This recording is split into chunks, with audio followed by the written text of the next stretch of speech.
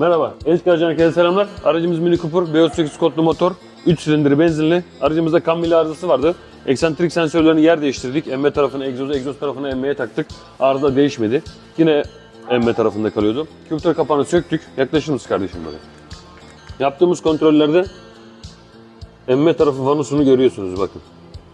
Pinler dışarıda. Pinler dışarıda olduğu için emme tarafında kuruma yapamıyor. Bundan kaynaklı arıza geçiyor. Görmüş olduğunuz gibi egzoz tarafı tertemiz arkadaşlar. Arabanın emme vanos kafası değişecek.